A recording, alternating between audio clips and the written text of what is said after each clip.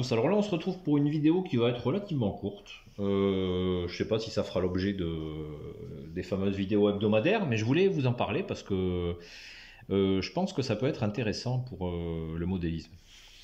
Voilà, pas très loin de chez moi, j'ai un magasin, c'est une chaîne de magasins très très connue. Pour ne pas la citer, ça commence par Hack et ça finit par Sion. J'ai trouvé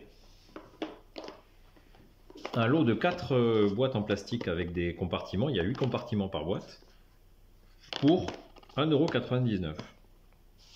Quand j'ai vu ça, j'ai tout de suite pensé à mes petites boîtes de personnages. Je commence à en avoir quelques-unes, pas mal. On peut même y mettre des voitures, je pense, à l'intérieur. Une voiture par compartiment, ça peut être intéressant. Je commence à avoir aussi de plus en plus de personnages que j'ai imprimés en 3D. Beaucoup, il me faut les peindre, mais je pensais que pour conserver ces éléments-là sans les perdre, parce que évidemment, comme vous voyez ici, il y a un couvercle. Là, je n'en ai pas. Je me suis dit que ça pouvait être une très très bonne idée. Donc j'ai pensé à ça de suite. Voilà. Avec donc toutes ces boîtes-là qu'il va me falloir transvaser. J'ai une planche qui date d'un petit moment de petites étiquettes autocollantes. Mais ces étiquettes, en fait, elles vont me servir à noter les références pour savoir de quel fabricant il s'agissait. Avec les références aussi, je pense que ça sera pas mal sur chaque boîte. Et je pense qu'ainsi, je pourrais conserver déjà beaucoup mieux les personnages. Et ça va me permettre d'avancer un petit peu, ça fera l'objet d'une autre vidéo, d'avancer aussi sur la mise en peinture des personnes, des éléments de décor, des meubles ou des personnages que j'ai pu imprimer en 3D. Donc je fais tout ça et on se retrouve à la fin, écoutez, pour vous montrer un petit peu ce que ça donne. Jusqu'à présent, vous voyez, j'ai quelque chose qui est pas terrible. Voilà. Donc je vous dis à de suite une fois que c'est terminé. Donc voilà, vous voyez, ça c'est relativement facile. Voilà comment je procède, hein, c'est pas très compliqué. Donc là, je me note sur ces petits autocollants la marque, la référence 4803. Là, il s'agit de religieux. Religieux. Bon, j'écris mal, hein. Vous pouvez vous apercevoir que j'écris très très mal. 6,20 €. Je me marque le prix quand il apparaît. Ça me permet d'avoir une petite idée de ce que ça coûtait. Et surtout me faire peur éventuellement pour les années à venir où je pense que les prix n'iront pas en baissant. 6,20 € pour ce genre d'éléments. Voilà, hop, on colle ici à l'intérieur la petite étiquette avec toutes les informations. Et ensuite, je récupère les personnages. Alors l'avantage de ces boîtes de chez Aneste, c'est que, vous voyez, il y en a un petit stock ici que vous pouvez apercevoir. Je garde ici le petit rhodoïde pour les fenêtres. Il est déjà presque à la bonne dimension. Voilà. Et voilà. Donc je procède. J'ai déjà une première boîte qui a été faite. Hein. Je procède de cette façon-là. Et je vous montre tout ça à la fin. Donc on se retrouve. Voilà, bon, mon travail de rangement est terminé, comme vous pouvez voir. Alors je pensais au départ que les 4 boîtes c'était un peu trop, pour être tout à fait honnête, et lorsqu'on regarde, au final je m'aperçois que je les ai vraiment bien remplis, hein. Et qu'en réalité, les 4 il les fallait. Tant mieux, tant mieux. Donc j'ai essayé, tant bien que mal et plus ou moins, de les placer de manière, enfin de les compartimenter de manière logique. Ici, on ne trouve que des références qui sont des références du commerce, hein. Quelques-unes sont utilisées, il me reste quelques éléments. Vous avez par exemple ici la Guardia Civile, hein, les personnages de la Guardia Civile, un chef de gare, un facteur circulation, vous voyez, espagnol.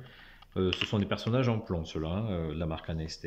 Ici, vous avez des baigneurs qui prendront place sur la future plage, qui n'est pas encore faite, mais ça ne saurait tarder. Je pense que ça sera dans le courant de 2025.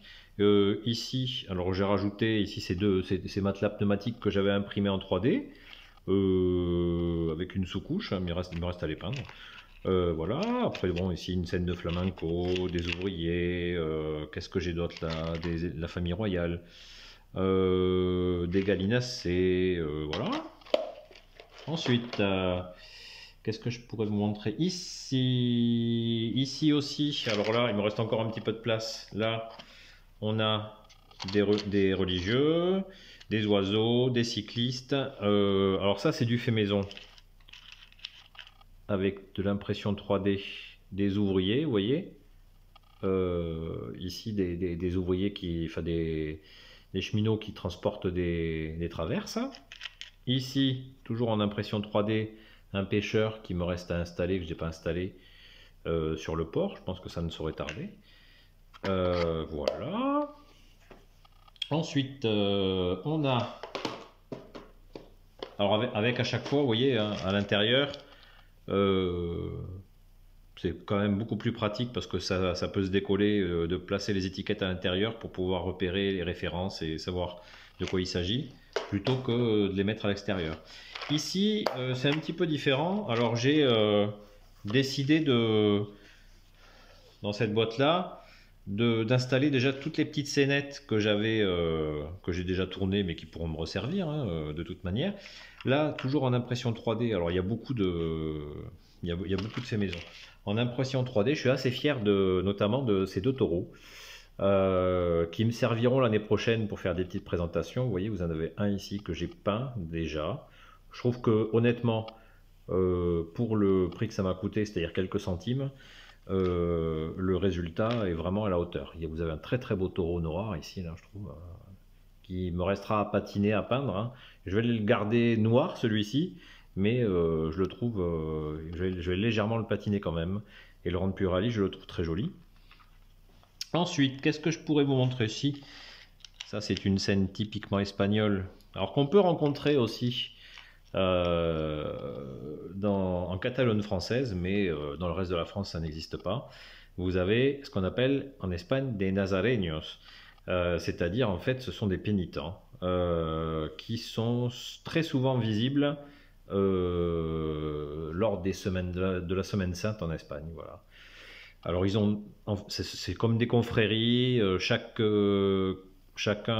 groupe va avoir ses propres couleurs. Alors moi j'ai décidé de cette couleur-là, mais il y en a qui sont blancs, il y en a qui sont en rouge, d'autres en vert foncé. Voilà, les couleurs sont différentes. Et souvent en tête, vous avez parmi les nazareños un qui porte la croix d'un Christ. Voilà, toujours en impression 3D. Voilà, je suis assez content du résultat. Donc ça donne quelque chose de pas trop mal. Et pour finir, j'ai mis dans une boîte à part tout ce qui me reste à peindre, et j'en ai encore beaucoup, en attente. Alors avec ici, je peux vous montrer deux petits éléments. Une scène d'obsèques ici, que je trouve absolument réaliste, hein, avec le cercueil, on aperçoit même la croix. Voilà, devant l'église, je pense que ça sera pas mal. Ici, quelques scénettes. Là, moins de 18 ans, on regarde pas trop. Et ici, vous voyez cette petite drésine cycliste, je ne sais pas comment on peut appeler ça, à l'échelle H0, qui se place directement au bon écartement sur les voies. C'est pour faire une petite scénette rigolote. Voilà. Je trouve que le résultat en impression 3D vraiment est génial. Donc sur ce, écoutez, je vous dis à très très vite pour une prochaine vidéo. Je suis content de mon achat.